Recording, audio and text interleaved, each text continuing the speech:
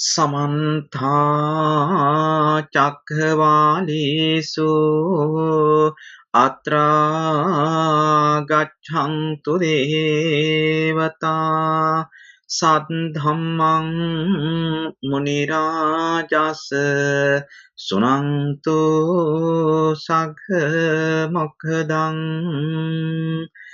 ධම්මස්සවන කාලෝ අයං භදන්තා ධම්මස්සවන කාලෝ අයං භදන්තා ධම්මස්සවන කාලෝ අයං භදන්තා නමෝ තස් භගවතෝ අරහතෝ සම්මා සම්බුද්දස්ස නමෝ තස් භගවතෝ අරහතෝ සම්මා සම්බුද්දස්ස නමෝ තස් භගවතෝ අරහතෝ සම්මා සම්බුද්දස්ස තස්මාතිහ භික්ඛවේ මා අගෝචරේ චරිත්ත පරවීසයේ අගෝචරේ භික්ඛවේ චරිතං පරවීසයේ ලජ්ජති මාරෝ ඕතාරං ලජ්ජති මාරෝ ආරම්මනං තේ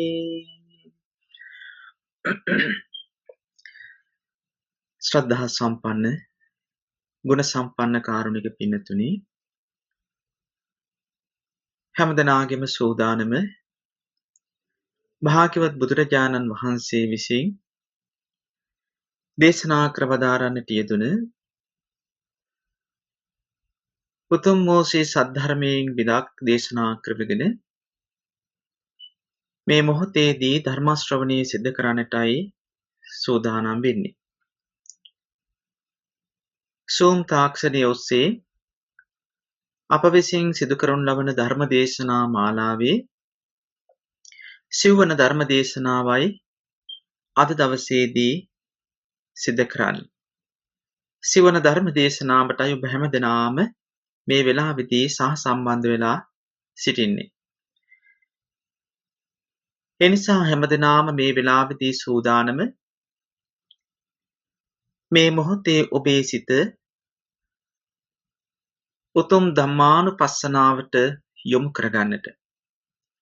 ධම්මානුපස්සනාව කියලා කියවේ ධර්මයේ තුල හිත පිහිටුවාගෙන ඒ උතුම් භාග්‍යවත් බුදුරජාණන් වහන්සේ විසින් දේශනා කරන්නට යෙදුන ධර්මය තුලින් තමන්ගේ සිත සැනසීමට පත් කරගන්නට.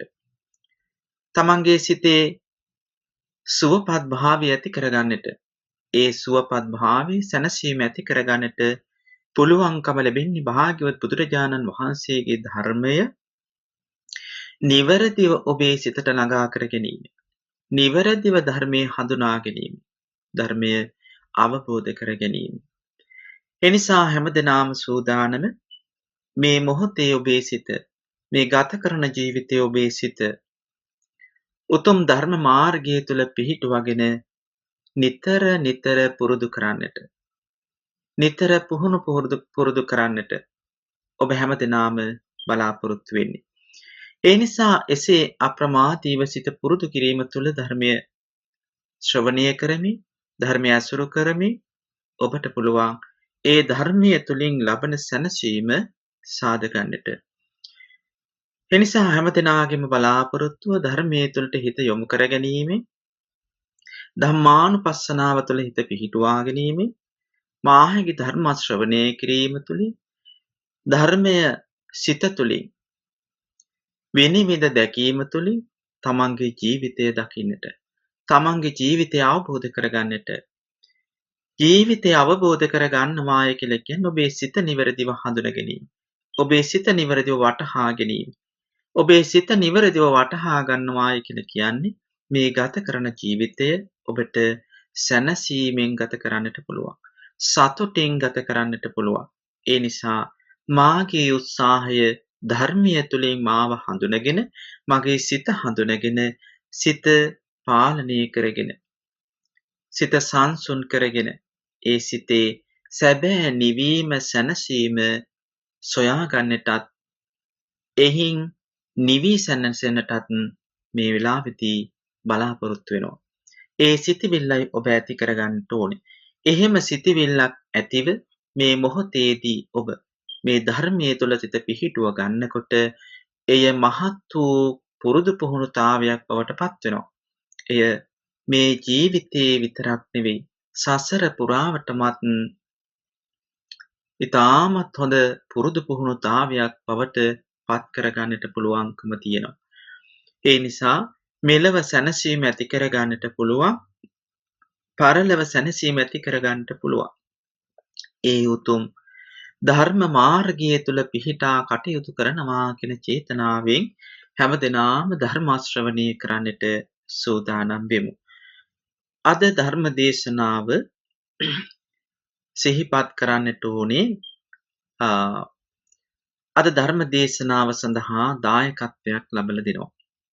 මේ සූම් තාක්ෂණය ඔස්සේ සිදු කරන ධර්ම දේශනා මාලාවේ දායකත්වයන් දරන පළමු ධර්ම දේශනාවද ඒ තමයි මේ පින්කමේ අද දායකත්වයේ දරනවා හේමමාලී පතිරණ මෑණියන්. අද එම මෑණියන්ගේ උපන්දිනය සිහිපත් කරනවා. ඒ වෙනුවෙන් උතුම් ධර්ම දානය බෙදා දීම වෙනුවෙන් මේ ධර්ම දේශනා පින්කමේ දායකත්වයේ දරමින් කටයුතු කරන්නට යෙදෙනවා. ඉතින් ඒ කාරණේ හැම සිහිපත් කරමින් මම මෑණියන්ට සුබ උපන්දිනයක් වේවා, නිදුක් නිරෝගී සුවපත් භාවයේ සැලසේවා. එමෙන්ම එම මැතිතුමන් දරුවෝ ඇතුළු පවුලේ හැමදෙනාටමත් නිරෝගී සුවපත් භාවයේ සැලසේවා කියන ප්‍රාර්ථනාව අපි තබනවා.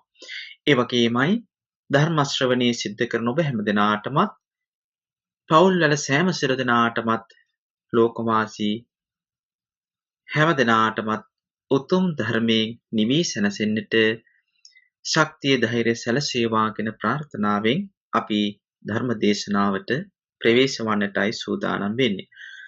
පින්වත්නි, අපේ ධර්ම දේශනා මාලාවේ දිගටම සාකච්ඡා කරන්නට යෙදුන කාරණේ තමයි යෝනිසෝ මනසිකාරය. එමත් නැත්නම් සිහි නුවණින් යුතුව කටයුතු කරන්නේ කෙසේද කියන කාරණේ පිළිබඳවයි අපි දිගින් දිගටම දේශනා මාලාව තුළ සාකච්ඡාවට බඳුන් කරන්න යෙදුනේ.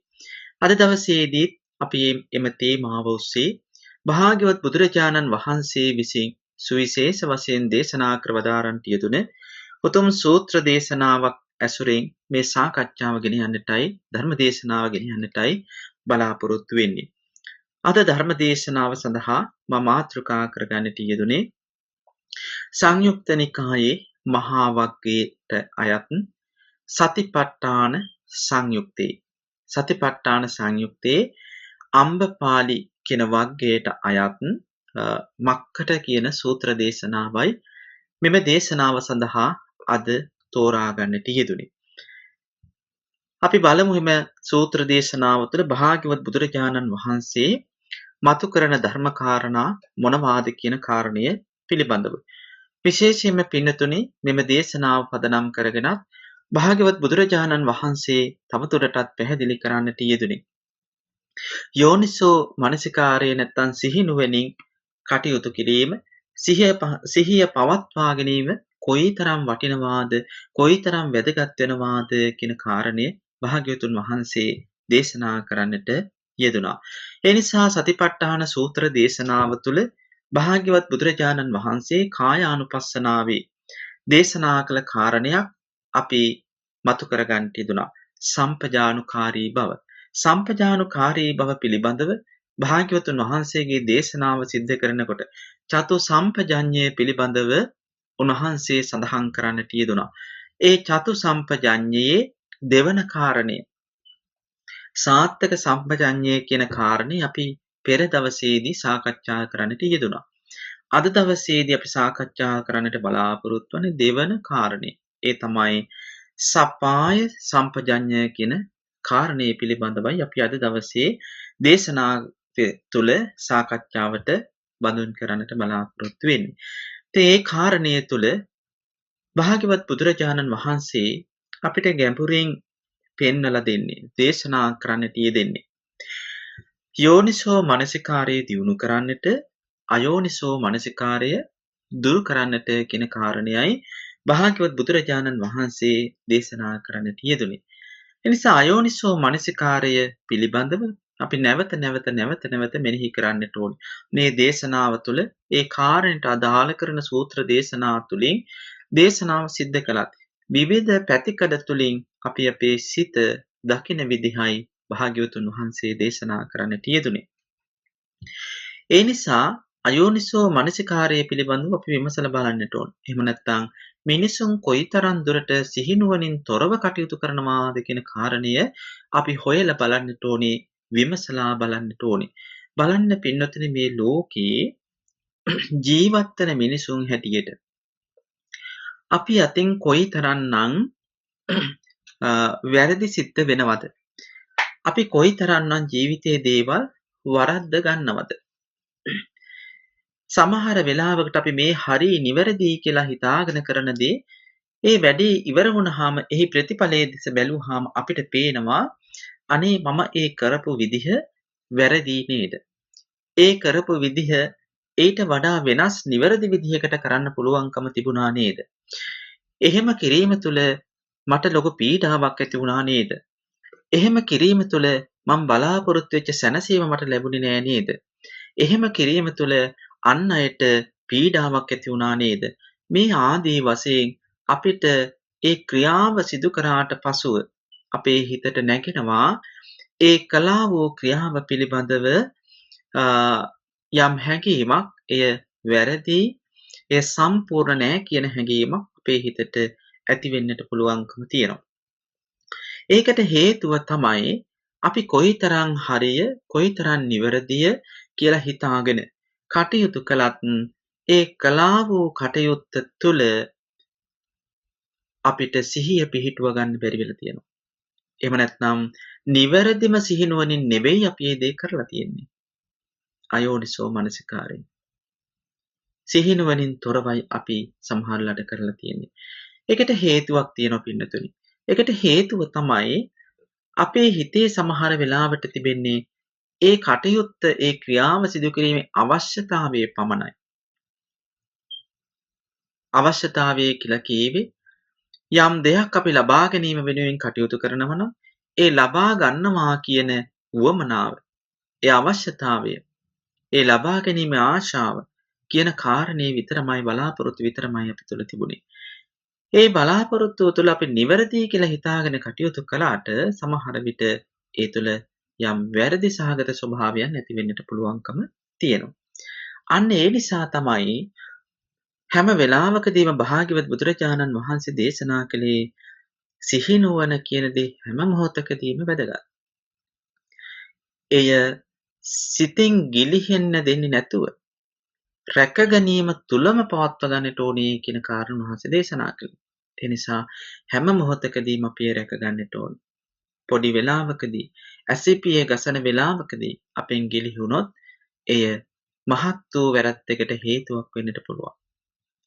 අන්න ඒ නිසා අපි අද දවසේදී විමසලා බලන්නේ කොහොමද ඒ වගේ දේවල් මිනිස්යා තුළ සිද්ධ වෙන්නට තියෙන ඉඩකඩ කියන කාරණේ පිළිබඳවයි මේ දේශනාව තුළ අපි හඳුනා ගන්නට, අවබෝධ කරගන්නට උත්සාහවත් වෙන්නේ. පින්තුනේ, බුදුරජාණන් වහන්සේ චතු සම්පජඤ්ඤය තුළ, සප්පාය සම්පජඤ්ඤ කියන කාරණේ තුළ භාග්‍යවතුන් වහන්සේ දේශනා කරන්නට යෙදුනා කාරණා කිහිපයක්. ඒ තමයි අපි කරන කියන සමහර දේවල් තුළ මෙන්න මේ විදිහේ ස්වභාවයක් තිබෙන්නට පුළුවන් කියලා භාග්‍යවතුන් වහන්සේ දේශනා කරන්නට යෙදුනා. මොන වගේ ස්වභාවයක්ද? සමහර දේවල් තිබෙනවා සුදුසු දේවල්. අපිට කරන්නට, අපි කරන වැඩවල කළ යුතු සුදුසු දේවල් තිබෙනවා.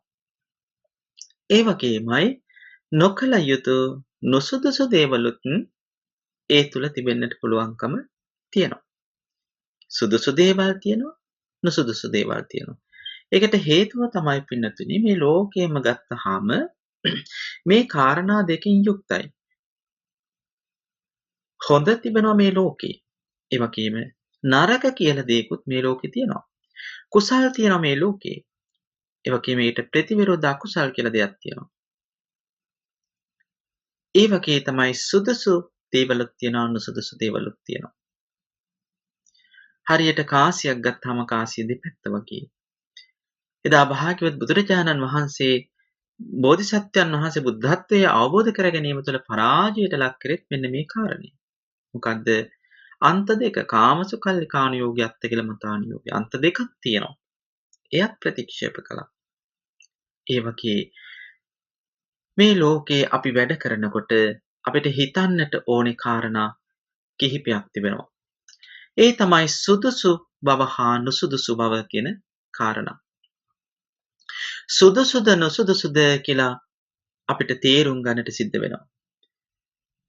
සුදුසු නම් පමණයි එය කළ යුත්තේ, නුසුදුසු නම් එය කිරීම සුදුසු නැහැ. එයින් වැළකී සිටීම වැදගත් වෙනවා. ඒ නිසා සප්පාය සම්පජඤ්ඤ කියලා කිව්වේ සුදුසු නුසුදුසු බව විමසලා බලලා දැනගෙන කටයුතු කිරීම. ඒ වගේම කැප නොකැප බව සමහර දෙයක් තියෙනට පුළුවන් කැප. ඒ කැප දේ පමණයි අපි කරන්නට ඕනේ. අකප දෙයක් තියෙන්නට පුළුවන් නැත්නම් නොකැප දෙයක් තියෙන්නට පුළුවන්. ඒ නොකැප දේ සිදු කිරීම අපිට අදාළ වෙන්නේ නැහැ පින්නතුනි. ඒ නිසා නොකැප දෙයක් තියෙන්නට පුළුවන්. ඒ වගේම උචිත දෙයක් තියෙන්නට පුළුවන්, අනුචිත දෙයක් තියෙන්නට පුළුවන්. උචිත දේ පමණයි අප කළ යුත්තේ. අනුචිත දේ කිරීමෙන් වැළකී සිටින්නට ඕන. එයින් වළකින්නට ඕන. ඒ වගේම යෝග්‍ය අයෝග්‍ය කියලා තිබෙනවා. යෝග්‍ය දේ පමණයි අපි කරන්නට ඕන. අයෝග්‍ය දේ අපි වළකින්නට ඕනේ.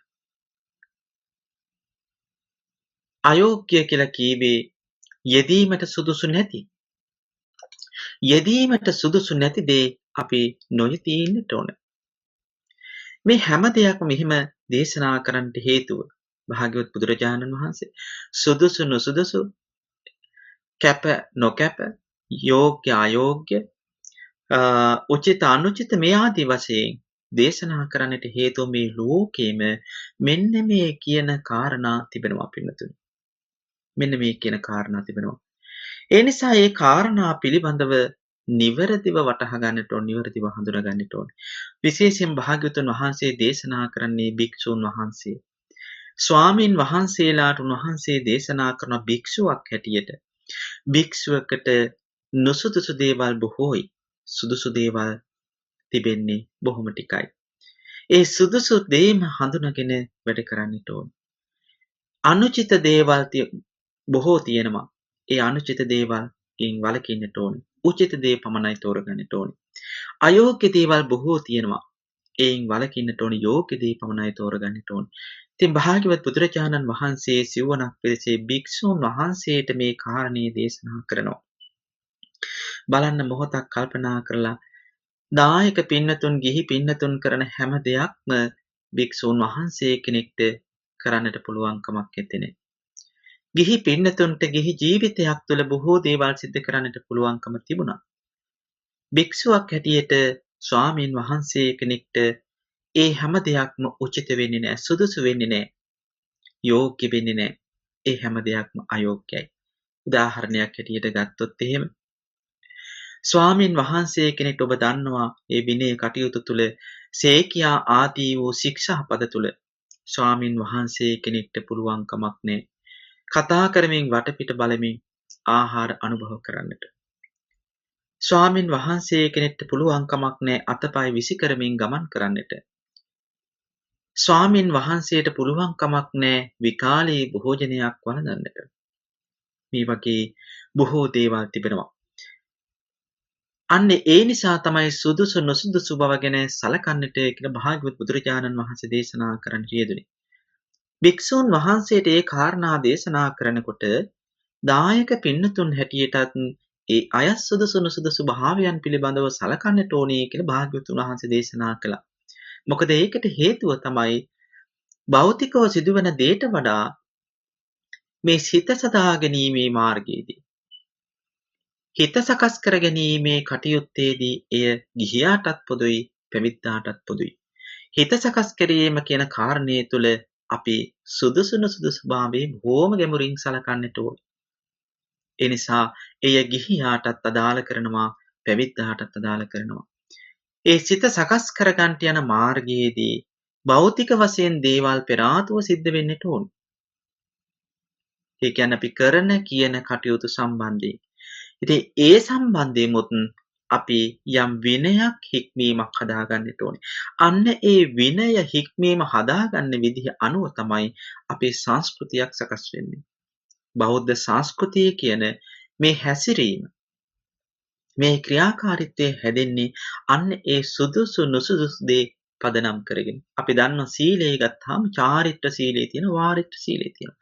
චාරිත්‍ර සීලය කියලා කිව්වේ අපි අනුගමනය කළ යුතු දේවල්. අනුගමනය කරන්නට ඕන දේවල්. දෙමාපියන්ට වැඳීම, දෙමාපියන්ට අවනත වීම, දෙමාපියන්ට ගරු කිරීම. හැබැයි වාරිත්‍ර කියලා කිව්වේ එයින් වැළකීම. දෙමාපියන්ට අවනත නොවී ඉන්න පුළුවන් කමක් නැහැ. අන්න ඒ දේවල් එන්නේ මේ බෞද්ධ සංස්කෘතිය තුලින්. ඒ නිසා සංස්කෘතිය තුල අපි මේ දේ දකිනකොට ධර්මයේ තුල මේ දේ දකිනකොට ඒ සංස්කෘතියට ගමන් කරනවා. ඒ සංස්කෘතිය තුළ අපි හුරු වෙනවා පුරුදු වෙනවා. මෙන්න මේ දේ තමයි උචිත දේ. මෙන්න මේ දේ තමයි අනුචිත දේ. යෝග්‍ය නැති දේ. ආදී වශයෙන් අපි හඳුනාගෙන ඒ පුරුදු කරන්නට පුහුණු කරන්නට ඒකාන්ත වශයෙන්ම පෙළඹෙනවා. ඒ නිසා භාග්‍යවත් බුදුරජාණන් වහන්සේ භික්ෂූන් වහන්සේලාට දේශනා කරන්නේ භික්ෂුවක් හැටියට ගමන් කරනකොට ඒ තුළ සුදුසු විදිහක් තිබෙනවා. භික්ෂුවකට ඉදිරිය බලන්නට කියන්නේ වියගසක පමණ ප්‍රමාණය දුරින් ඉදිරිය බලන්නට. ඒ විදිහටයි භික්ෂුවකට බුදුරජාණන් වහන්සේ දේශනා කළ තිබෙන්නේ. ඒ වගේම බුදුරජාණන් වහන්සේ දේශනා කරනවා ඉදිරියට යනකොට, ඒ වගේම ආපසු පෙරලා පැමිණෙනකොට, අත්පා හකුලනකොට, අත්පා දිග හරිනකොට, ඒ වගේම ඉඳ ගන්නකොට, ඉඳගත් තැනින් නැවත නැගිටිනකොට මේ හැම දෙයක් පිළිබඳව හොඳ සිහිනුවණින් සිහි කල්පනාවෙන් කටයුතු කරන්නට කියලා භාග්‍යවතුන් වහන්සේ දේශනා කරනවා. එහෙමනම් සිහිනුවණ දියුණු කරන පුරුදු කරන තැන බවට පත් වෙන්නේ අන්න එතනයි පින්නතුනි. එතනම සිහිනුවණ දියුණු කරන තැන බවට පත් කරගන්නට පුළුවන්කම තියෙනවා. එහෙමනම් භික්ෂුවකට පුළුවන් කමක් නැහැ. හිතපු හැටියේ හිතුමනාපේ එළියට බහන ගමනක් යන්නට. අරමුණක් තියෙන්නට ඕනේ. ඒ අරමුණ වෙනුවෙන් යන්නේ නූලක් කැඩුන සරුංගලයක් වගේ ඔහේ පාවෙලා යන්නට පුළුවන් කමක් නැත්තේ. ඔබට වගේ හිතුන සැනින් අහවල් තැනට යන්න ඕනේ කියලා හිම යන්න පුළුවන් කමක් නැහැ. ඒකට හේතුවක් තියෙන්නට ඕනේ. ඇයි යන්නේ? ඇයි යන්නේ මම එතනට? එතනට මම යන්නේක සුදුසුද? උචිතද? මේ විදියට හිතලා බලලා කටයුතු කරන්නට භික්ෂුවකට බුදුරජාණන් වහන්සේ පවරලා තිබෙනවා.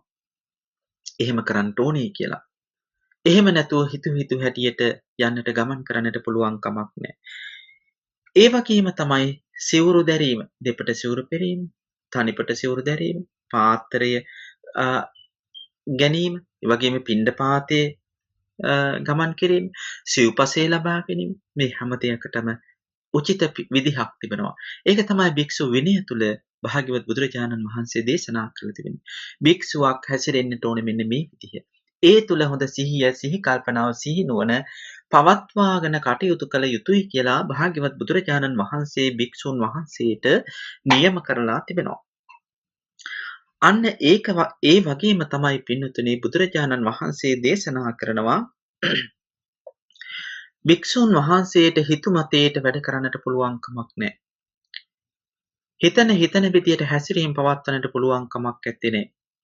ඕනෑම දෙයක් කරනවා නම් ඒ ගැන හොඳින් සිහියෙන් නුවණින් බලලා හිතට ආව විදිහට ආව පමණින් කරන්නට පුළුවන් කමක් නැහැ. හොඳ සිහි නුවණින් බලලා එහි ඇති ප්‍රයෝජනය කුමක්ද කියලා බලලා ඒ කටයුතු කරන්නට ඕනේ. ඔබ දන්නවා භාග්‍යවත් බුදුරජාණන් වහන්සේ මහා කරුණාවෙන් ලෝකයේ දෙස බලලා යම් කිසි කෙනෙක්ට උපකාර පිණිස වැඩම කරනවා නම් බලන කාරණේ තමයි මම මෙතෙන්ට ගමන් කිරීමෙන් ඇති ප්‍රයෝජනය කුමක්ද? ඒ ගමන තුළින් කී දෙනෙක්ට ප්‍රයෝජනයක් සැලසෙනවද? අර්ථයක් සැලසෙනවද?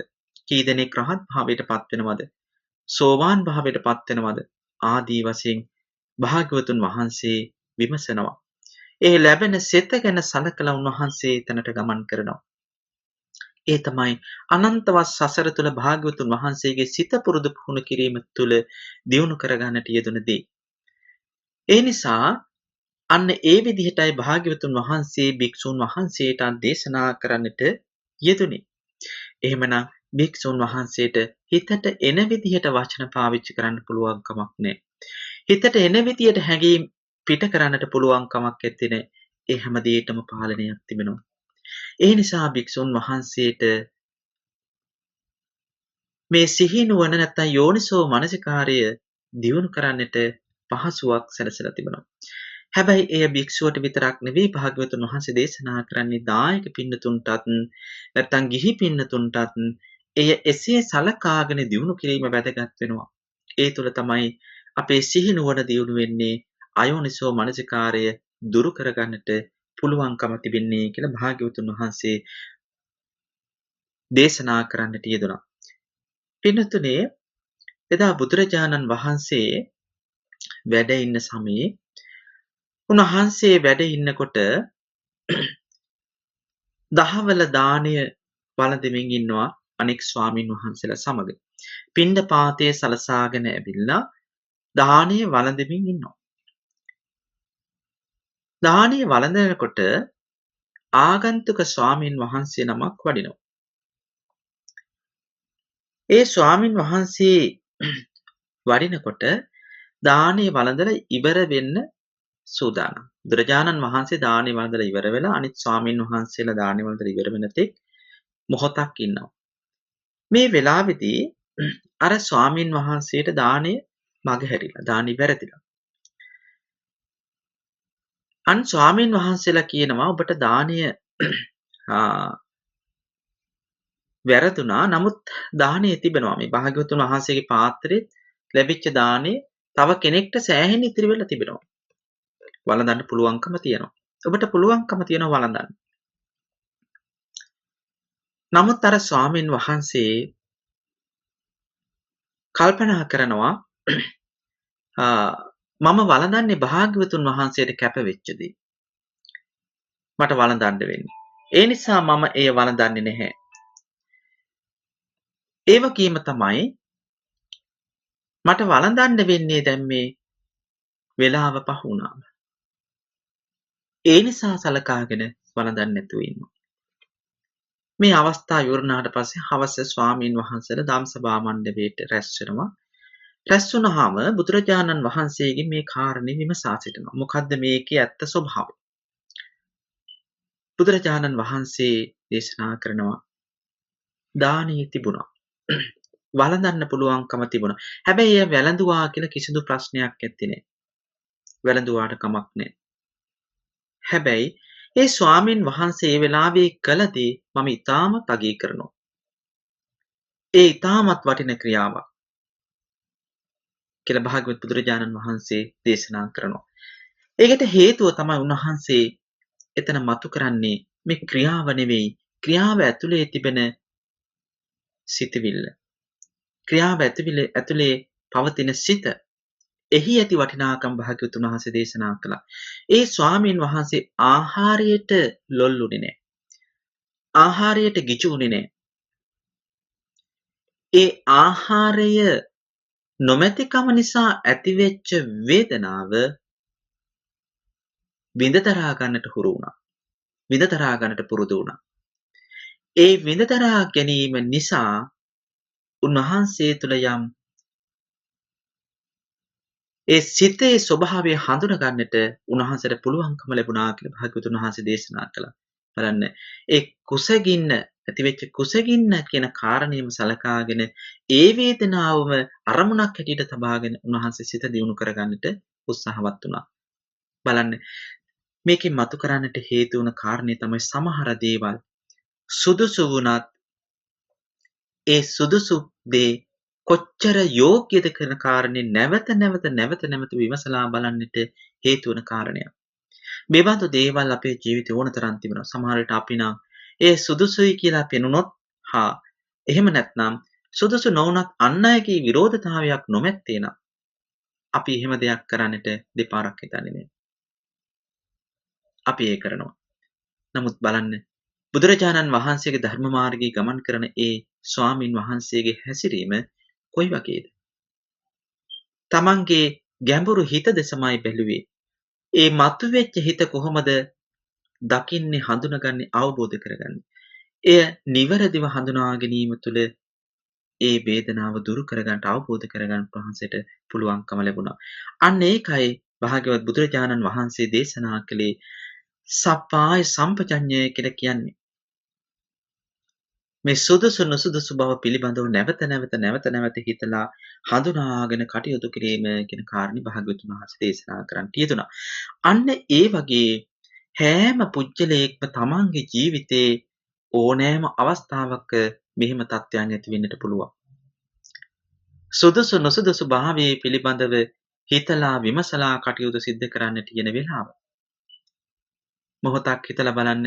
සමහර වෙලාවට අපි හිතනවා අපේ බෞද්ධ සංස්කෘතිය අනුව, අපේ සිංහලකම අනුව, අපේ පවුලේ සංස්කෘතිය සම්ප්‍රදාය අනුව. ඒ වගේම තමයි ඔබ අනුගමනය කරන බෞද්ධ දර්ශනයට අනුව. ඒ වගේම තමයි මානව ගුණ ධර්ම වලට අනුව. මේ හැම කාරණයක් අනුවම හිතලා අපිට හෘද සාක්ෂියට එකඟව, හිතට එකඟව තීරණ ගන්න අපිට අවස්ථාවන් ජීවිතේ ඕන හැටියට ලැබිලා තිබෙනවා. ඒ වගේම තමයි අපිට හිතට එකඟව තීරණයක් ගන්න බැරිව උදා වෙන හැම අවස්ථාවකදීම අපේ හිත ඒ තුලින් පීඩාවට පත්වීම වළක්වා ගන්නට අපි විවිධ හේතු හොයනවා. කාගේ හරි අනුමැතියක් බලාපොරොත්තු වෙනවා. කාගෙන් හරි ඒට උදව්වක් බලාපොරොත්තු වෙනවා. කවුරු හරි කෙනෙක් ඒට සහයෝගයක් දෙනවා නම්, ඒට උදව්වක් දෙනවා නම් වචනයෙන් හරි ඒ දේ කරන්නට අපි ඉදිරිපත් වෙන ස්වභාවයක් තියෙනවා. නමුත් භාග්‍යවතුන් වහන්සේ දේශනා කළේ කොයිතරම් ගැළපෙනවද, කොයිතරම් උචිතද කියන කාරණේ. එය ගැන සලකාමයි මේ තීරණය ගත යුත්තේ කියලා භාග්‍යවත් බුදුරජාණන් වහන්සේ දේශනා කරන්නට යෙදුනා පින්නතුනි. ඒ නිසා අපේ ජීවිතේ හැම වෙලාවකදීම අපි උත්සාහවත් වෙන්න ඕනේ මෙන්න මේ කාරණේට. මේ කාරණේ නැවත දැකීමෙන් හිත හදා ගන්නටයි අපි උත්සාහවත් වෙන්න ඕනේ. ඒ නිසා මේ කාරණේ නිසාමයි භාග්‍යවත් බුදුරජාණන් වහන්සේ ධර්මයේ තුල හැම තැනකදීම සිහිය පවත්වා ගැනීම කොයිතරම් වටිනවාද කියන කාරණේ දේශනා කළ තිබෙන්නේ. ඒ නිසාමයි මේ අවස්ථාව ප්‍රයෝජනෙට අරගනිමින් අපේ හිතත් අපි කොයිතරම් ගැඹුරින් රැකගත යුතුද කියන කාරණයට වැඩි අවධානයක් යොමු කරන්නට යෙදෙන්නේ. ඒ නිසා පෙර දේශනාවල සඳහන් කළා වගේම භාග්‍යවත් බුදුරජාණන් වහන්සේ භික්ෂුන් වහන්සේට දේශනා කරන්නට යෙදුනේ යෑම, හිඳීම, සිටීම, එවැගේම නිදා ගැනීම, පිබිදීම, එවැගේම නොනිදා කටයුතු කිරීම, කතා කිරීම, නිහඬව සිටීම කියන මේ හැම අවස්ථාවකදීම, හැම මොහොතකදීම නුවණින් යුතුව, සිහියෙන් යුතුව, කල්පනාවෙන් කටයුතු කිරීම අතිශයින් වැදගත් වෙනවා කියලා භාග්‍යවත් බුදුරජාණන් වහන්සේ දේශනා කරන්නට යෙදුණා. මේ හැම දෙයක්ම අපේ ජීවිතේ සාමාන්‍ය පුරුදු බවට පත්වලා තිබෙනවා. අපි ඒ නිසා අපි දන්නවා එක ක්‍රියාවක් කරනකොට තව ක්‍රියාවක් අපිට කරන්නට පුළුවන්කම තියෙනවා. එහෙම හුරුවක් පුරුද්දක් තිබෙනවා. ඒ කරන්න හුරුව පුරුද්ද වෙන කිසිවක් නිසා නෙවෙයි. ඒ පුරුදුතාවය නිසා. පුරුදු වෙච්ච නිසා. එහෙම නැතුව කොයිම වෙලාවකදවත් එක සිතුවිල්ලක් තුළ ක්‍රියා දෙකක් කරන්න පුළුවන් කමක් නැත්තේ නේ. එක ක්‍රියාවක් පමණයි කරන්න පුළුවන්. එක ක්‍රියාවකට හිත යොමු වෙනකොට අනෙක් ක්‍රියාව කරනවා කියලා කියන්නේ ඒක පුරුද්දෙන් කරන දෙයක්. ඒ නිසා භාග්‍යවත් බුදුරජාණන් වහන්සේ දේශනා කළේ හැම අවස්ථාවකම සිහියෙන් කරන්න. සිහියෙන් කරනකොට ඔබට ඒ කරන කටයුත්ත හරි වැරද්ද තේරුම් අරගෙන ක්‍රියා කරන්නට පුළුවන්කම තියෙනවා කියලා බුදුරජාණන් වහන්සේ දේශනා කළා. ඇයි අපි එහෙම තේරුම් අරන් කටයුතු කරන්නට ඕනේ? භාග්‍යවතුන් වහන්සේ දේශනා කරන්නේ ඒකට හේතුව සාමාන්‍ය විදිහට ඒ තේරුම් නොගෙන කටයුතු කළොත් ඒක පුරුද්දක්. ඒක හැමදාම වෙන දෙයක්. හැබැයි තේරුම් අරගෙන කටයුතු කළොත් අන්න එතන තමයි අපිට මේකේ ගැඹුර දකින්න පුළුවන්. එහෙම නැත්නම් මේ කරන්නා වූ දේ හැම ජීවිතේ යථා ස්වභාවය දකින්නට පුළුවන්. අනිත්‍ය ආදී කාරණා අවබෝධ කරගන්නට පුළුවන්කම තිබෙන්නේ අන්න ඒ හේතුව නිසායි කියලා භාග්‍යවතුන් බුදුරජාණන් වහන්සේ දේශනා කරන්නට යෙදුණා. ඒ නිසා සාමාන්‍ය ක්‍රමයට එහා ගිහිල්ලා එහි නිවැරදි යථා ස්වභාවය අවබෝධ කරගන්නට පුළුවන්. අනිත්‍ය ආදී ලක්ෂණ වැටහෙන ආකාරයට තමන්ගේ හැසිරීම් ක්‍රියාකාරකම් දෙස දකින්නට උත්සාහවත් වෙනවා නම් පුරුදු වෙනවා නම් එයයි වටින්නේ කියලයි භාග්‍යවත් බුදුරජාණන් වහන්සේ දේශනා කරන්නට යෙදුනේ. මෙන්න මේ විදිහට අපි කල්පනා කරලා බැලුවොත් අපිට මේ කියන කාරණය තේරුම් ගන්නට වටහා ගන්නට පුළුවන්කම තියෙනවා. මේ දේශනාව පිළිබඳව අටුවාචාර්යින් වහන්සේලා මෙන්න මේ විදිහේ පැහැදිලි කිරීමක් සිදු කරනවා. හිතන්න මෙහෙම එක යෝගාවචර යෝගී ස්වාමීන් වහන්සේ නමක් භික්ෂුන් වහන්සේ නමක් වැඩ ඉන්නවා. මේ ස්වාමීන් වහන්සේ භික්ෂුන් වහන්සේ යෝගී ස්වාමීන් වහන්සේ භාවනා අරමුණු දියුණු කර ගැනීම තුළින් රාගාදී ක්ලේශයන් පාලනය කරගෙන ඉන්නවා. යටපත් කරගෙන ඉන්නවා. රාගාදී ක්ලේශයන් යටපත් කරගෙන පාලනය කරගෙන ඉන්නවා. උන්වහන්සේගේ හිත තුළ ශ්‍රද්ධාදී ධර්මයන්, ඉන්ද්‍රිය ධර්මයන් බලවත් වෙලා තිබෙනවා. මේ ශ්‍රද්ධාදී ඉන්ද්‍රිය ධර්මයන් බලවත් වීම නිසා උන්වහන්සේ කල්පනා කරනවා මට අද ජීවමාන බුදුරජාණන් වහන්සේ දකින්න පුළුවන් කමක් නැහැ. හැබැයි ජීවමාන බුදුරජාණන් වහන්සේ දකින්න නම් අද මේ ලෝකයේ ජීවමානව පවතින උන්වහන්සේගේ සර්වජ්‍ය ධාතුන්. උන්වහන්සේගේ සර්වජ්‍ය ධාතුන් වැඩ ඉන්නේ කොහෙද කියලා කල්පනා කරලා බලනවා.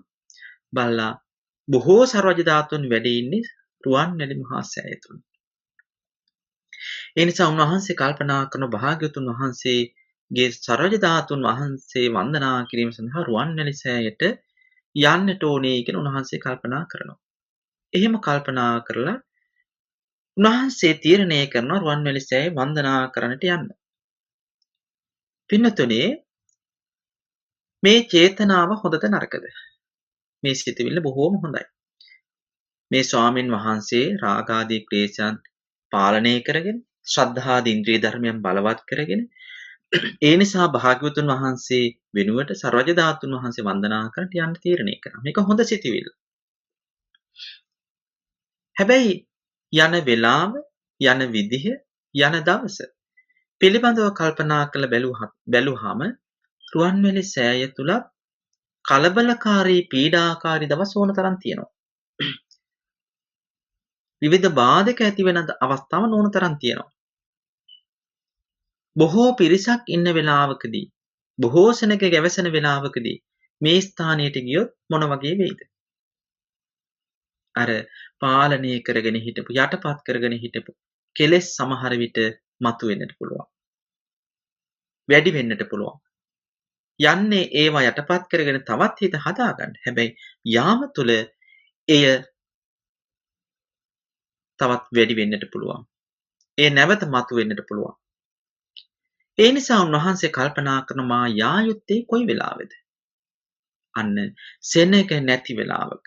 සෙනග බොහෝ පිරිසක් නොගැවසෙන වෙලාවක. එතනට යන්න පුළුවන්කම තිබෙනවා නම් මට මගේ කාර්ය නිවැරදිව කරගන්නට පුළුවන් කියලා උන්වහන්සේ කල්පනා කරන් කියලා. අන්න බලන්න මේ උදාහරණය. චේතනාව හොඳයි ගමන් කරන හැබැයි එයට සුදුසු වෙලාව කොයි වෙලාවද කියලා හරියට විමසලා බැලීම වැදගත් වෙනවා. ඒ තුල තමයි තමන්ගේ හිත තවදුරටත් රැක ගන්නට පුළුවන්කම ලැබෙන්නේ. හිත තවදුරටත් සිහිනුවනේ පවත්වා ගන්නට පුළුවන්කම ලැබෙන්නේ. එහෙනම් පින්නතේ අන්න ඒ වගේ තමයි. මේ සිතින් යුතුව අපේ හැසිරීම පවත්වනකොට ඒවා අපිට සිහිනුවන තවදුරටත් දියුණු වෙන විදිහට තෝරගන්නව හැරෙන්නට. අපේ සිහිනුවන මේ තිබෙන තත්වයේ තවදුරටත් පිරිහෙන දෙයක් අපි තෝර ගැනීම සුදුසු නෑ. අන්න ඒකයි භාග්‍යවත් බුදුරජාණන් වහන්සේ සප්පාය සම්පජඤ්ඤය කියන කාරණේ තුළ උන්වහන්සේ දේශනා කරන්නට යෙදුනේ. සුදුසු නොසුදුසු භාවයේ නොකැප භාවයේ පිළිබඳව හිතලා මෙනෙහි කරලා කටයුතු කිරීම වැදගත් වෙනවා කියලා භාග්‍යවතුන් වහන්සේ දේශනා කරන්නට යෙදුණා. තව උදාහරණ කිහිපයක් මේ පිළිබඳව ඔබට මතු කරලා දෙන්න මේ කාරණේ තවත් ගැඹුරින් තේරුම් ගන්නට එය උපකාරවත් වේවි, ප්‍රයෝජනවත් වේවි. මෙහෙම හිතන්න. ඔබ හැම කෙනෙක්ම සතියකට සැරයක්, සති දෙකකට සැරයක්, මාසයකට දෙසරයක්, තුන් සැරයක්වත් විහාරස්ථානට පැමිණෙනවා. අපි මේ ධර්ම දේශනා පින්කම සිද්ධ කරන්නෙත් මේ හේතුව නිසා. විහාරස්ථානට පැමිණෙන්න පුළුවන් කමක් නැති නිසා. ඉතින් ඔබ පොය දවසට සිල් ගන්නට විහාරස්ථානය ඇසුරු කරගෙන ආගමික කටයුතු කරන්න හරි උනන්දුවක් තියෙනවා. හැබැයි මේ කාලේ ඔබට ඒ සඳහා සහභාගී වෙන්න පුළුවන් කමක් නැහැ. මේ ඇවිල්ලා තියෙන්නේ වෙසක් පුරපසළොස්වක් පොහොය. ඔබ හිතනවා මේ වෙසක් පුරපසළොස්වක් පොහොය උදා වෙන වෙලාවේදී අපිට විහාරස්ථානට ගිහිල්ලා සිල් සමාදන් වෙන්න තිබුණා නම් කොච්චර හොඳයිද? මේ චේතනාව නරකද? මේ සිතවිල්ල නරකද? නෑ. බොහොම හොඳ සිතවිල්ලක්. හොඳ පින් සිතවිල්ලක්. හැබැයි කල්පනා කරලා බලනවා මේ වෙලාවේ මම ගියොත් ඒ සුදුසුද නැද්ද? සුදුසුද නැද්ද? මේ වෙලාවේ යෑම සුදුසු නෑ. ඒක උචිත දෙයක් නෙවෙයි. කල්පනා කරලා බලලා ඒ දේ මගහැරගෙන ඉන්නට උත්සාහවත් වෙනවා. අන්න යෝනිසෝ මනසිකාර්යය දියුණු කරන විදිය. මේක පින්නතුනි බොහෝ ඈත තියෙන දෙයක් නෙවෙයි. තමන් තුළම තමන් ළඟම තමන් අවටම තියෙන කාරණයක්. හැම මොහොතක් තුළදීම ඒ විදිහට දකින්න හිත පුරුදු කරගන්න එක, පුහුණු කරගන්න එක ඒ තුලින් පුළුවන් ඔබට ඒ අවස්ථාවේදී යෝනිසෝ මනසිකාර්යය දියුණු කරගන්නට පුළුවන්කම තියෙනවා කියලා කල්පනාවට ගන්නට ඕනේ, හිතන්නට ඕනේ. මේ කාරණේ තුලිමුත් ඔබට මේ පැහැදිලි වෙනව වටහා ගන්නට පුළුවන්කම තිබෙනවා. ඒ වගේම තමයි පින්නතුනි ගොඩක් වෙලාවටම අපි බොහෝ කෙනෙක්ට උදව් කරන්නට යනවා, උපකාර කරන්නට යනවා. උදව් කරන එක, උපකාර කරන එක නරක දෙයක් නෙවෙයි. උදව් කරන එක, උපකාර කරන එක හොඳ දෙයක්. හැබැයි අපි කරන්නට යන උදව්ව කොයි වගේ උදව්වක්ද? අන්න ඒකයි වැදගත් වෙන්නේ. මම මේ කරන උදව්ව එයාට කොයිතරම් ප්‍රයෝජනවත්ද? මේ කරන උදව්ව තුළින් එයාට වෙන බලපෑමක් වෙන්නේ නැද්ද? අන් අයට වෙන බලපෑමක් වෙන්නේ නැද්ද? මේ කාරණේ නිවැරදිව දැකලයි අපි උදව්ව කරන්නට ඕනේ. උදව්ව කිරීමේ චේතනාව විතරක් තිබුණාට මදි. එහි ඇති සුදුසු නුසුදුසු භාවයේ පිළිබඳව අපි හිතන්නට ඕනේ, මෙනෙහි කරන්නට ඕනේ. ඒ ගැන සලකාගෙන අපි කටයුතු කරන්නට ඕනේ. සමහර කෙනෙක් බලාපොරොත්තු වෙනවා යම් උදව්වක්. ඒ උදව්ව කිරීම තුළ තව කෙනෙක්ට පීඩාවක් වෙන්නේ. තව කෙනෙක්ට කරදරයක් වෙන්නේ, විපක්තියක් වෙන්නේ. එහෙනම් ඒ දේ අපිට වැටහෙනවා නම් අපේ හිතට එකඟව යෝනිසෝ මනසිකාරයෙන් යුතුව අපිට පුළුවන් කමක් නැහැ එයාට ඒ උදව්ව කරන්නට. අන්න ඒ විදිහටයි පින්නතුනි මේ කාරණේ අපි දකින්නට ඕනේ. ඒ වගේමයි පින්නතුනි දන් දීම කියන කාරණේ හොඳයි. හැමෝම දන් දෙනවා. හැබැයි දන් දෙනකොට අපිට දන් දෙන්න පුළුවන් දේවල් තියෙනවා. දන් දෙන්න බැරි දේවල් තියෙනවා.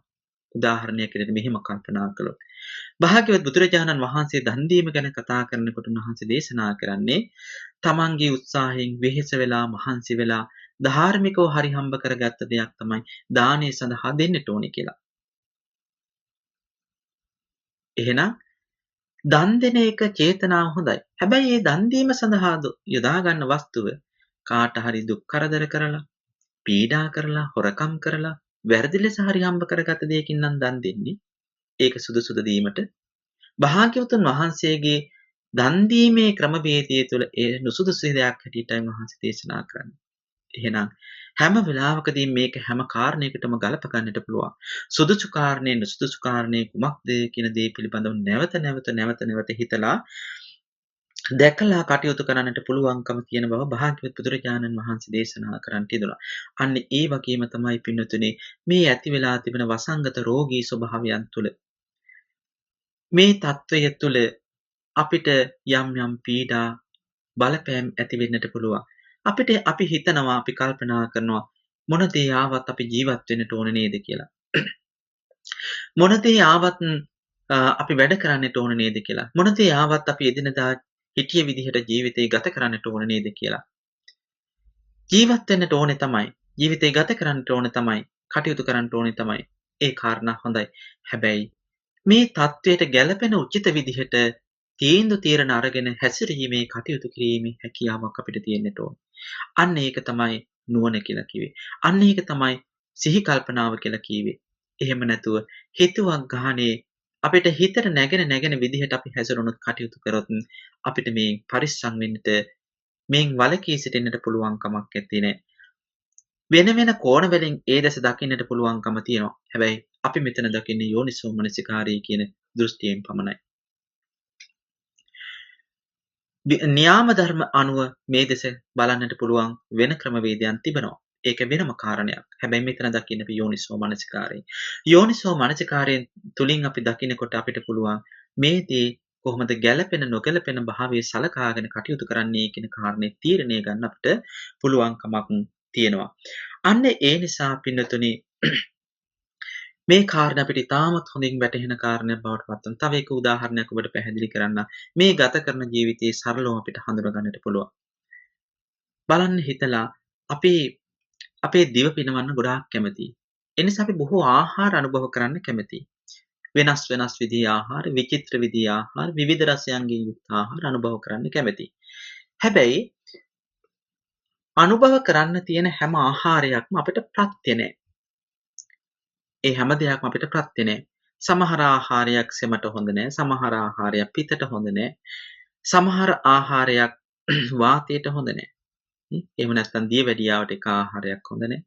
කොලෙස්ටරෝල් වලට තව ආහාරයක් හොඳ නැහැ. ප්‍රෙෂර් වලට තව ආහාරයක් හොඳ නැහැ. හැබැයි අපි ඉන්නේ මහත් වූ කුසගින්නේ බඩගින්නේ. මේ වෙලාවේ කුමන හෝ ආහාරයක් ලැබෙන එක හොඳයි. එහෙම කියලා හිතලා අපි අර ගත්ත ආහාරය ගත්තොත් එහෙම මොකද්ද වෙන්නේ? අපි ඉන්න අසනීපේ තවත් වැඩි වෙන්නට පුළුවන්. ඒ නිසා සලකන්නට ඕනේ ආහාරයක් ගැනීම සුදුසුයි. හැබැයි අපි ඉන්න තත්වයට ඒක කොච්චර ගැලපෙනවද? අසනීපයට ඒක කොච්චර ගැලපෙනවද කියන කාරණේ සලකන්නට ඕනේ. මම මේ සරල කාරණයක් මතු කළේ ඔබට ඔබේ හිත තේරුම් ගන්නට. මෙන්න මේ සරල බව තුළින් පටන්ගෙන හිත අවබෝධ කරගන්න ඒ මාර්ගයේ හිත දියුණු කරන මාර්ගයේ හිත රැකගන්න මාර්ගයේ ගමන් කරන්නට මේ උපකාරයක් වෙනවා නොඅනුමානය. ඒ ඔස්සේ ඔබට දකින්නට පුළුවන්කම තියෙනවා. ඉතින් ඔබේ අවධානය යොමු කරන්නට යෙදුනේ මේ දේශනාව තුළන්නේ කාරණට. භාග්‍යවත් බුදුරජාණන් වහන්සේ මේ ඊටමත් ගැඹුරින් මතු කරන දේශනාවක් තමයි මා මුලින් සඳහන් කරන්නට යෙදුණු සූත්‍ර දේශනාව මක්කට කියන සූත්‍ර දේශනාව. මක්කට කියලා පාලියෙන් කියනවා ඊටමත් හොඳ වචනයක්. අපිත් ප්‍රාදේශීය ආහාරයේ මක්කට කියන වචනේ පාවිච්චි කරනවා. හැබැයි මෙතන මක්කට කියන වචනේ පාවිච්චි කරන්නේ වඳුරාට. වඳුරා මූලික කරගෙනයි මේ දේශනාව භාග්‍යවතුන් වහන්සේ දේශනා කරන්නට යෙදුනේ. බුදුරජාණන් වහන්සේ දේශනා කරනවා මහණෙනි හිමවන්ත පර්වතයේ වඳුරන්ට ගමන් කළ නොහැකි ප්‍රදේශ තිබෙනවා. ඒ වගේම මිනිසුන්ට ගමන් කළ නොහැකි ප්‍රදේශ තිබෙනවා. ඒ ප්‍රදේශයට වඳුරෝ ගමන් කරන්නෙත් නැහැ, මිනිස්සු ගමන් කරන්නෙත් නැහැ කියලා බුදුරජාණන් වහන්සේ දේශනා කරන්නට යෙදුණා. ඒ වගේමයි මහණෙනි මේ හිමවන්ත ප්‍රදේශයේ වඳුරන්ට ගමන් කළ හැකි ප්‍රදේශ තියෙනවා. හැබැයි මිනිසුන්ට ගමන් කළ නොහැකි ප්‍රදේශ තිබෙනවා. ඒ නිසා ඒ වඳුරන් ගමන් කළ හැකි ප්‍රදේශයේ වඳුරෝ ගමන් කරන හැබැයි මිනිස්සු ගමන් කරන්නේ නැහැ කියලා භාග්‍යවතුන් වහන්සේ දේශනා කරන් තිබෙනවා. ඒ වගේම මේ හිමවන්ත ප්‍රදේශයේ වඳුරන්ට ගමන් කළ හැකි මිනිසුන්ට ගමන් කළ හැකි සමතලා තැනිතලා ප්‍රදේශ තියෙනවා. ඒ සමතලා තැනිතලා ප්‍රදේශවල වඳුරුත් ගමන් කරනවා මිනිස්සුත් ගමන් කරනවා. වඳුරන් දඩයම් කරන යම් දඩයක් කරුවන් මේ ප්‍රදේශයට ඇවිල්ලා වඳුරන් අල්ලා ගැනීම සඳහා ලාටු උලපු උගුල් අටවලා තිබෙනවා. මේ ප්‍රදේශයේ වඳුරන්ටත් ගමන් කරන්න පුළුවන් මිනිසුන්ටත් ගමන් කරන්න පුළුවන්. ඉතින් සමහර වඳුරෝ ඉන්නවා මේවාට ලෝලිත්වයක් දක්වන්නේ නැහැ, කැමැත්තක් දක්වන්නේ නැහැ. ඒ නිසා මෙය Tamanට උචිත නැහැ කියලා සලකාගෙන ඒක අවබෝධ කරගෙන එයින් ඈත් වෙලා බලකිලා ගමන් කරනවා. මේ පිළිබඳව කියනකොට ඔබට මතක් වෙනවා ඇති නලපානමගේ ජාතක කතා. සමහර වඳුරන් බුද්ධිමත්. ඒ නිසා ඔවුන් අනතුර පෙර දැකලා ඒට උචිත උපක්‍රම අනුගමනය කරමින් කටයුතු කරනවා. ඉතින් සමහර වඳුරෝ ඒ ලාටු උලපු උගුල් ළඟට ඇවිල්ලා ඒ Tamanට උචිත දෙයක් නෙවෙයි හැටියට සලකගෙන එයින් අයින් වෙලා යනවා. හැබැයි ඇතැම් වඳුරෙක් ඇවිල්ලා ඒකට තියෙන ආසාව නිසා එය විමසලා බලන්න තියෙන ඕනකම නිසා ඒ පරීක්ෂා කරන්න තියෙන ඕනකම නිසා ලෝලිත්වය නිසා එය අතපත ගන්නවා. එහෙම ආව එක වඳුරේ බුදුරජාණන් වහන්සේ දේශනා කරන මේ ලාටුව අල්ලලා බලනවා. අල්ලලා බලනකොට ඒ අත ඒ ලාටු ගොඩේ ඇලෙනවා. ඒ අත ගලව ගන්න අදහසෙන් මේ වඳුර අනිත් අත ඒ ලාටු ගොඩේ තබනවා. ඒ අතත් ඇලෙනවා. මේ අත් දෙක ගලව ගන්න අරමුණින් එක පයක් තබනවා මේ ලාටු ගොඩේ. තබලා වේගයෙන් අදින්න උත්සාහ කරනවා. ඒ පයත් ඇලෙනවා. අත් දෙකයි ඒ පයයි මුදවා ගන්න අදහසෙන් අර වඳුරා අනිත් පයත් තබලා වීරියෙන් අදින්න උත්සාහ කරනවා. ඒ පයත් ඇලෙනවා. අත් දෙකයි පා දෙකයි හතරම දැන් ඇලිලා. එහෙම ඇලිලා ඉන්නකොට ඔහු කල්පනා කරන දේ තවත් ගැම්ම ගන්නට ඕනේ. ඒ නිසා මුහුණත් තබලා තාමත් වේගෙන් ගැම්ම ගන්නවා. ඊට පස්සේ මොකද වෙන්නේ? මුහුණත් ඇලෙනවා. දැන් මේ වඳුරගේ ස්ථාන පහකින්ම මේ ලාටු කුඩේ ඇලිලයි පවතින්නේ. දැන් වඳුරන්ට කර කියා ගන්න දෙයක් නැහැ. අර වැද්දන් ඇවිල්ලා මොකද්ද කරන්නේ? Tamanට කැමැති පරිදි දෙයක් කරනවා. ඒ වඳුර හැම අරන් යනවා. සුදුසු තැනකට අරන් ගිහිල්ලා ඒ වඳුරව මරනවා. නැත්තම් එතනදීම වඳුරාට විදලා වඳුරව මරනවා. මරලා තමන්ගේ මාංශ පරිභෝජනයේට ප්‍රයෝජනයට ගන්නවා කියලා බුදුරජාණන් වහන්සේ මේ දේශනාව තුළ දේශනා කරන්නට දෙනවා. බලන්න පින්නතුනි වඳුරාගේ ස්වභාවය තමයි අපි කියන්නේ සාමාන්‍ය විදිහට දුටු දේ අත ගන්න එකනේ. ඒක තමයි වඳුරාගේ ස්වභාවය. එහෙනම් වඳුරයි මිනිස්සෙයි අතර ඇති වෙනස්කම මොකක්ද? අපිත් වඳුරගේ ක්‍රියාවලිය සිද්ධ කරනවා නම් අපිට වෙන්නේත් ඒකයි. හැබැයි වඳුරගේ මිනිස්සෙගේ අතර වෙනස අන්න සිහියෙන් යුතුව බැලීම.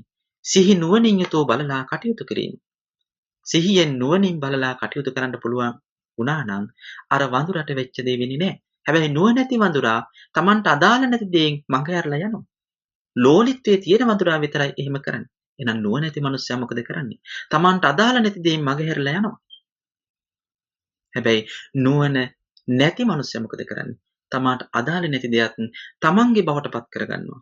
තමන්ගේ කරගන්නවා. තමන්ගේ කරගෙන ඒ තුලම ඇලිලා ඒ තුලම ගැලිලා කටයුතු කරන්න උත්සාහවත් වෙනවා. මොකද වෙන්නේ?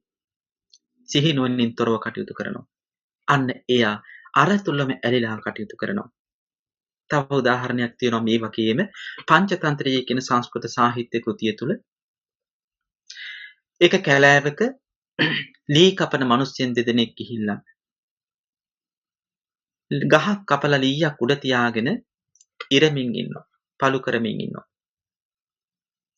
මේ මිනිස්සු දහවල කාලේ උදා වෙලා කෑමට මේ වැඩේ නතර කරලා කියත ලීය මැද්දේ තියෙද්දි අර කියත බුරුල් වෙන්න කෝඤ්ඤයක් ගහලා තියලා ඇවිල්ලා කෑමට ගිහිල්ලා. ඒක දෙස බලාගෙන හිටපු එක වඳුරෙක් ඇවිල්ලා අර කඳ උඩට නැගලා වඳුරගේ ස්වභාවය දන්නවනේ. හැමදේම විමසනවා බලනවා අතපත ගන්නවා.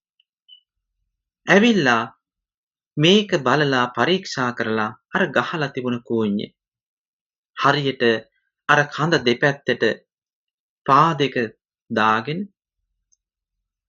විහිදුවාගෙන බොහොම නිදහසේ ඉඳගෙන අර කෝඤ්ඤේ හිමින් අත් දෙකෙන් බුරුල් කරනවා.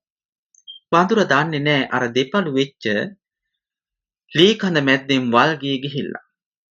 දන්නේ නැහැ. අර කෝඤ්ඤේ ටික බුරුල් කරනවා. මොකද වෙන්නේ? කෝඤ්ඤේ එකපාරම බුරුල් වෙලා ගැලවිලා එනවා. වඳුර දන්නේ නැහැ. ලී පළු දෙක ඇවිල්ලා එකපාරම වදිනවා. ඒ වදිනකොට ඒ වැදිච්ච පහරින් අර වල්ගේ තැලිලා පොඩි වෙලා යනවා. එහි සඳහන් වෙන්නේ වඳුරාගේ ජීවිතේම නැති වුණායි කියලායි.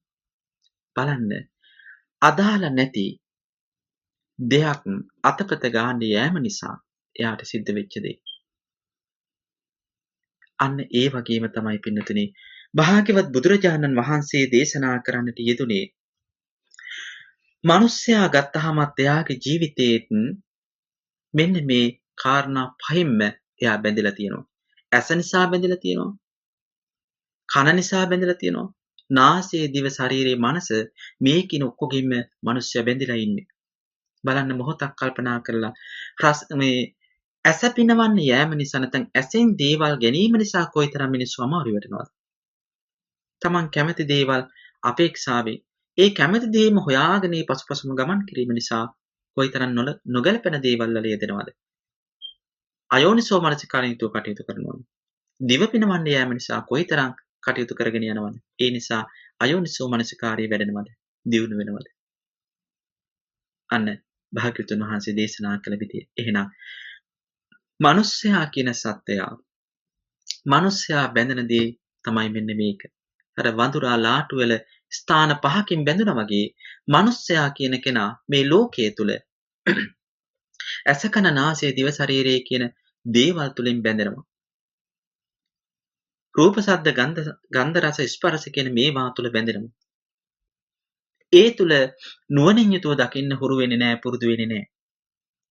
නුනුවණින් යුතුව දැකලා නුනුවණින් යුතුව කටයුතු කරලා එයාගේ ජීවිතේ දුකට, විපත්තියට, පීඩාවට හෙලා ගන්න ස්වභාවයක් තමයි තිබෙන්නේ. එහෙම හෙලා ගැනීම තුළ මේ මොහොත තුළ එයාගේ ජීවිතේ සැනසීමක් ඇති කරගන්න පුළුවන් කමක් නැහැ. මේ මොහොතේ සැනසීම නැති වෙනකොට සසර ජීවිතයේත් එයාගේ සැනසීමක් ඇති වෙන්න විදිහක් නැත්තේ නේ. අන්න ඒ නිසා තමයි භාග්‍යවතුන් වහන්සේ දේශනා කළේ එකක් නුවණින් යුතුව දකින්න Tamanට අදාළ දේ විතරක් කරන්න. සුදුසු නුසුදුසු භාවයේ පිළිබඳව දකින්න. සුදුසු නැති දේ නොකර ඉන්න. සුදුසු දේ පමණක් කරන්න. එහෙම නැත්නම් නුසුදුසු දේ නොකර ඉන්න. සුදුසු දේ පමණක් කරන්න. සුදුසු වුණත් කොයිතරම් එක ගැළපෙනවද? ගැළපෙන දේ පමණක් කරන්න. නොගැළපෙන දේ නොකර ඉන්න. අන්න භාග්‍යවතුන් වහන්සේ දේශනා කළ දේ. තව එක වචනයක් මතක් කරන්න ඕනේ. දා භාග්‍යවත් බුදුරජාණන් වහන්සේ ළඟට එක බමුණෙක් ඇවිල්ලා කියනවා බුදුරජාණන් වහන්සේ මම ගාව මෙන්න මේ වගේ හොඳ දෙයක් තියෙනවා. මම මෙන්න මේ හොඳ දේ නිරන්තරයෙන්ම කරනවා. මොකද්ද? බුදුරජාණන් වහන්සේ මම යම් කිසි දෙයක් දැක්කොත් දැක්ක විදිහට කියනවා. බුදුරජාණන් වහන්සේ මම යම් කිසි දෙයක් ඇහුව විදිහට කියනවා.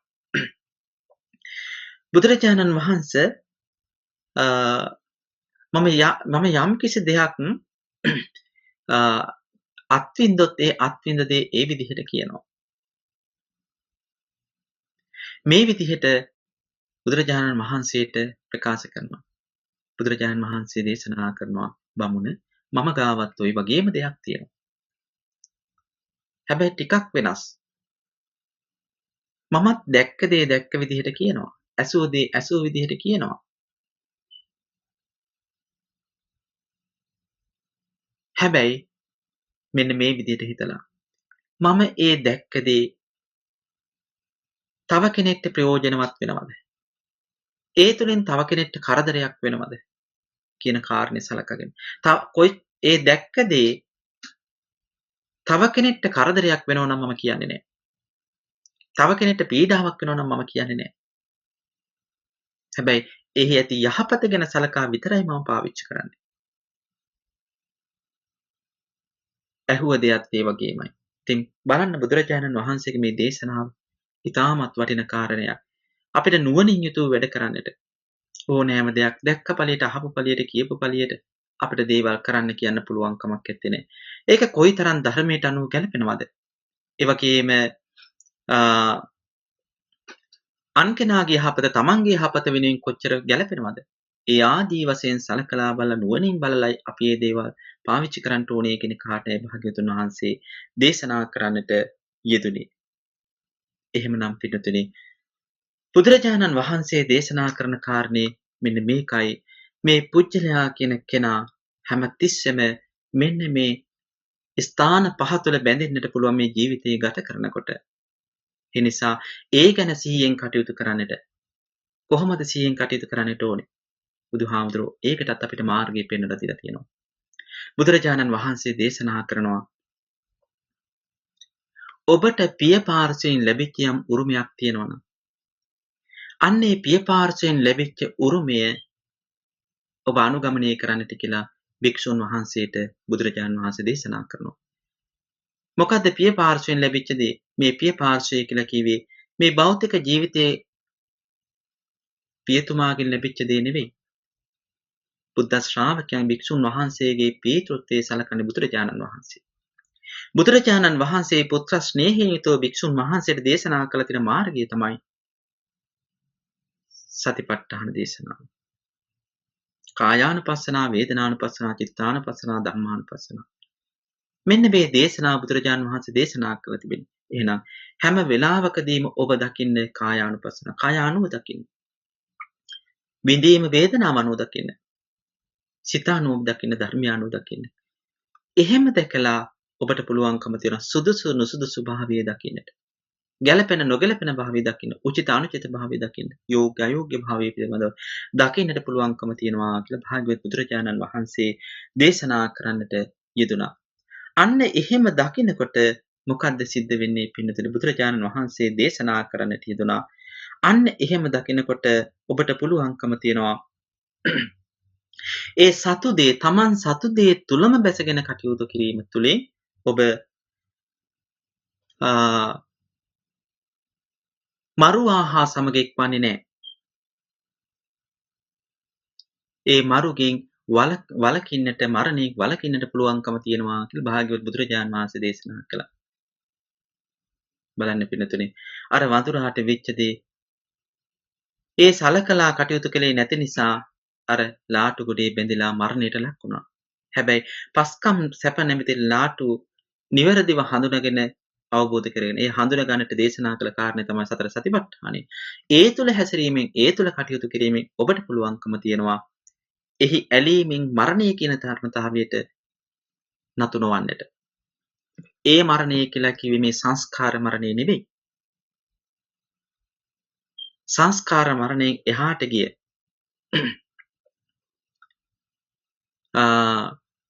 මරණ ධර්මතාවයට මුහුණ දෙන්නට පුළුවන්කම තියෙනවා. අන්න ඒ සඳහායි භික්ෂූන් වහන්සේ කටයුතු කරන්නට ඕනේ කියලා බුදුරජාණන් වහන්සේ දේශනා කළා. එහෙම නැත්නම් මේ ඉපදෙමින් මැරෙමින් යන සසර ගමන නතර කරන්න මරණයට පත්වෙන්න ඉපදුනොත්. එනිසා ඉපදීම නතර කරන්න ඔබට තියෙන කාරණේ මෙන්න මේකයි කියලා භාග්‍යවත් බුදුරජාණන් වහන්සේ දේශනා කරන්න පිදුනා පිළිතුරේ. ඒ නිසා අපි මේ වෙලාවේදී සිතට ගන්නට ඕනේ, සිහියට ගන්නට ඕනේ. එහෙනම් සතිපට්ඨානෙ දියුණු කරන්නට. කයෙහි කය අනුව දැකලා ඔබට මරණයෙන් වළකින්න නැත්නම් සිහිය දියුණු කරගන්න පුළුවන් කියන කාරණේ භාග්‍යවතුන් වහන්සේ දේශනා කළ කාරණා පිහිට පිහිටුව ගන්නට ඕනේ. කොහොමද කයෙහි කය අනුව දකින්නේ? හැමතිස්සෙම Taman තුලින් දකින්න. Taman තුලින් දකින්න. ඒ නිසා රූපයට ඇලුම් කරනකොට මගේ මේ රූපය එදා වගේ නෙවෙයි අද කොයිතරම් වෙනස් වෙලා ඇවිල්ලා තියෙනවද? එහෙනම් මේ රූපේ දවසින් දවස වෙනස් වෙමින් යනවා. එහෙනම් වෙනස් වෙන රූපයකට ඇයි මම මෙච්චර ඇලුම් කරන්නේ? කියන කාරණේ ඔබ සිහියෙන් දකිනකොට එහෙනම් ඒබඳු රූපයක් ශරීරයක් නඩත්තු කරන්න ඇයි මම මේ විදිහට වැඩ කරන්නේ? ඇයි මම මෙහෙම කටයුතු කරන්නේ කියලා දකිනකොට අවබෝධ වෙනකොට ඔබ තුල යෝනිසෝ මනසිකාරය දියුණු වෙනවා. අයෝනිසෝ මනසිකාරය දුරු වෙනවා. අන්න ඔබට ඔබ වැටහෙනවා. ඔබේ කය අනුව, ඔබේ වේදනාව විඳීම අනුව, ඔබේ සිත අනුව, ධර්මය අනුව දකිනකොට ඔබට ඔබ වැටහෙන්න පටන් ගන්නවා. ඔබේ සිහිනුවණ දියුණු වෙනවා.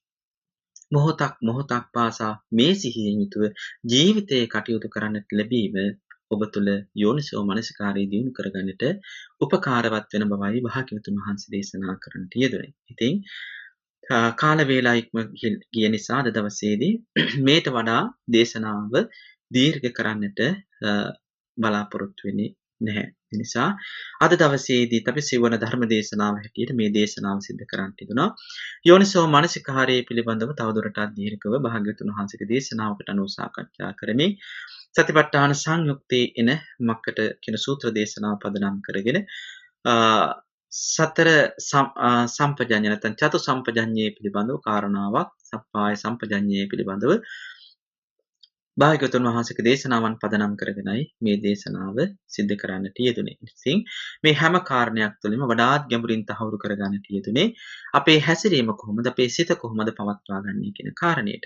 ඒ නිසා මේ ජීවත් වෙන මොහොත තුළ, ජීවිතය තුළ කයේ සිතේ හැසිරීම කොයි විදිහටද පවත්වා ගන්නට ඕනේ, ඒ සිහියෙන් පවත්වා ගන්නේ කොහොමද, ඒ සඳහා කටයුතු කරන්න ඕන කොහොමද කියන භාග්‍යවතුන් වහන්සේගේ මඟ පෙන්වීම ඔස්සේ අපේ හිත තුළ දැඩි වීරියක්, අදිෂ්ඨානය, ධෛර්යයක් ඇති කරගන්න යෙදුනා. ඒ චිත්ත ධෛර්ය සිතවිල්ල ඔබ තුළ නිතින්ම තවදුරටත් දියුණු වේවා. මොහොතක් පාසා දියුණු කරගන්නට උතුම් නුවණ ප්‍රඥා අවබෝධය ඇති වේවා.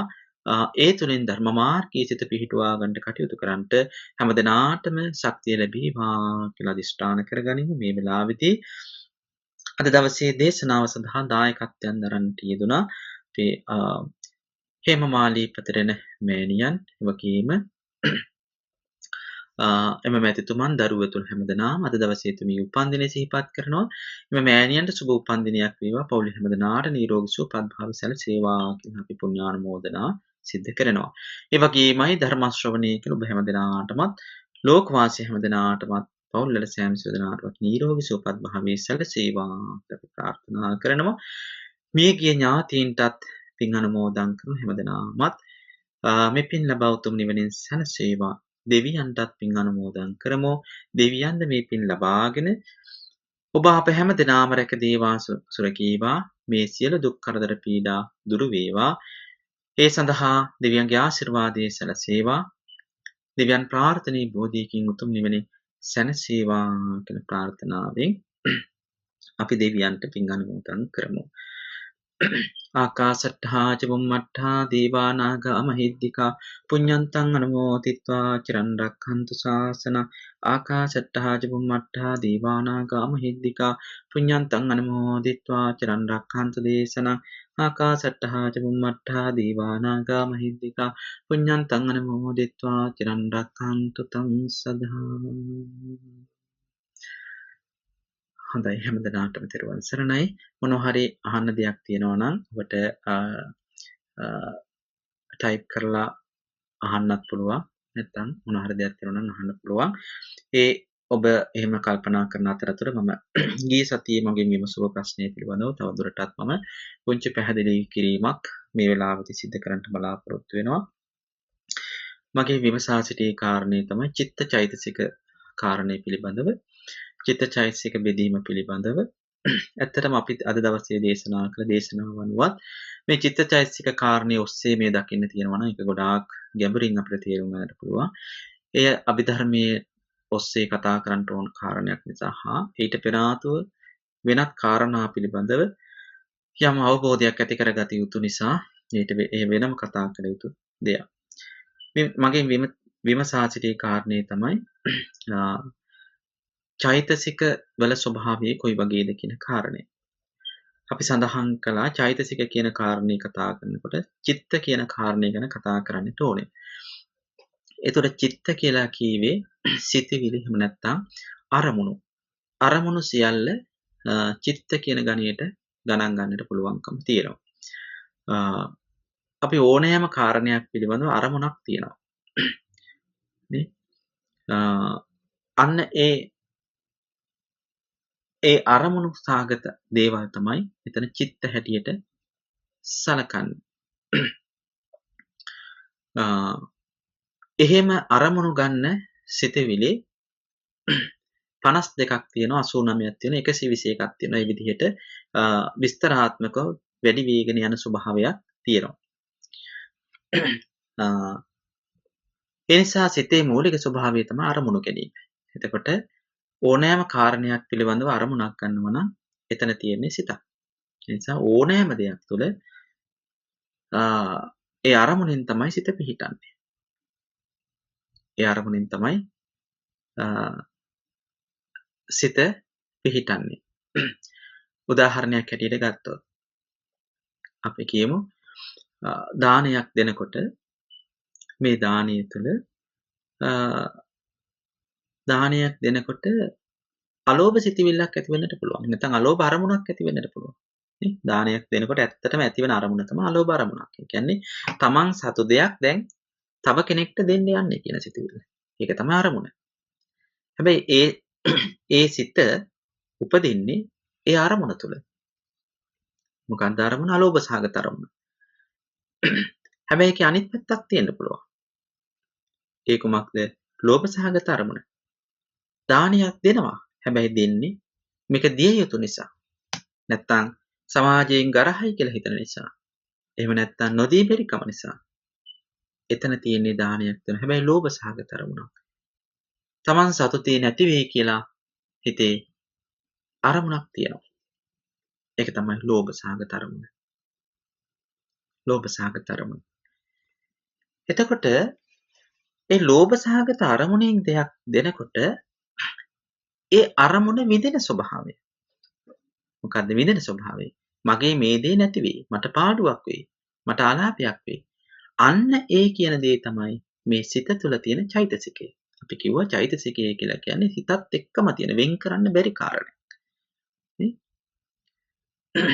සිත ගත් අරමුණම ගන්න හිත සිටි තැනම සිටිනා සිත සමගම ඉපදෙනා එහෙම චෛතසික ස්වභාවයක් තියෙනවා.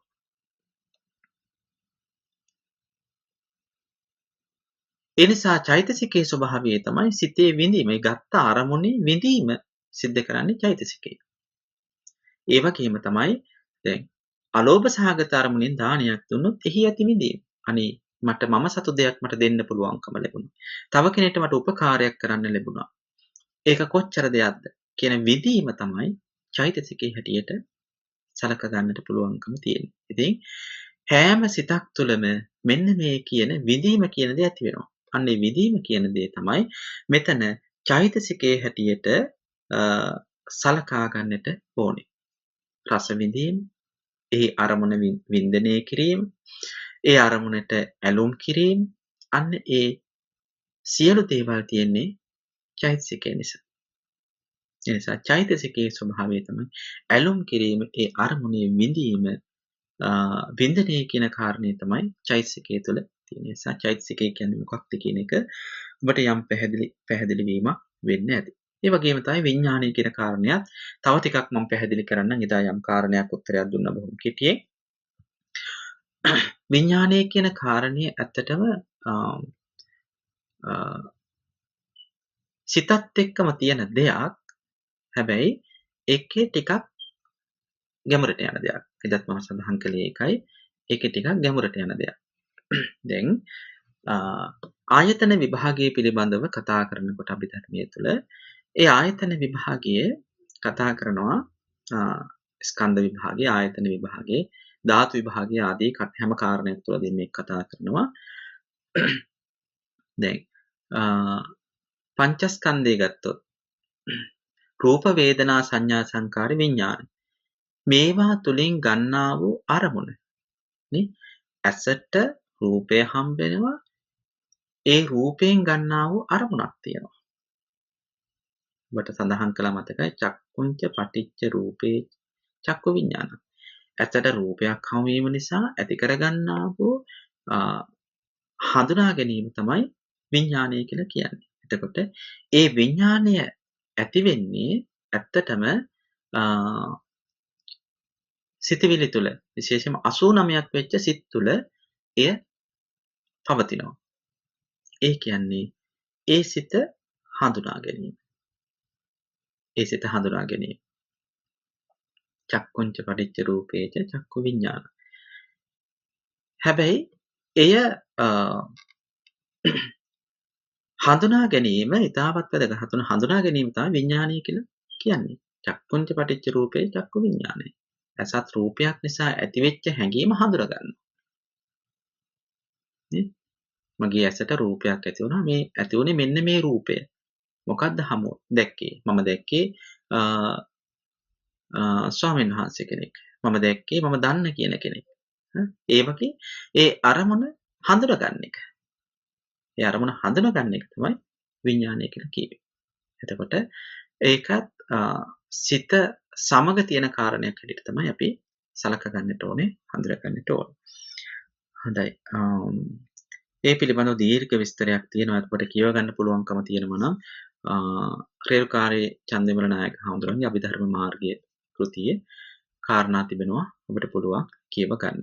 ඒ වගේම තමයි තව කාරණයක් සඳහන් කරන්නට ඕනේ. මා දේශනාව සඳහා බඳුන් කරන සූත්‍ර දේශන ඔබට පුළුවන් අන්තර්ජාලයෙන් පහසුවෙන් සොයාගන්න. සොයාගෙන මේ සූත්‍ර දේශනා නැවත පරිශීලනය කරන්න පුළුවන් නම් ගොඩාක් හොඳයි. මේ සූත්‍ර දේශනාව මා සඳහන් කළ සූත්‍ර දේශනාව සංයුක්ත නිකායේ පස්වෙනි භාගයේ පස්වන කෘතිය තුල තිබෙන්නේ මහා වග්ගයේ සතිපට්ඨාන සංයුත්තයේ අම්බපාලි වර්ගයේ මක්කට කියන සූත්‍ර දේශනාව.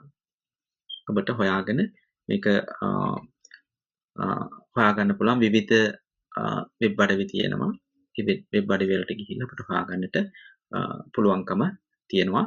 විශේෂයෙන්ම pitaka.lk කියන වෙබ් අඩවියෙන් පහසුවෙන් හොයාගන්න පුළුවන්කම තියෙනවා.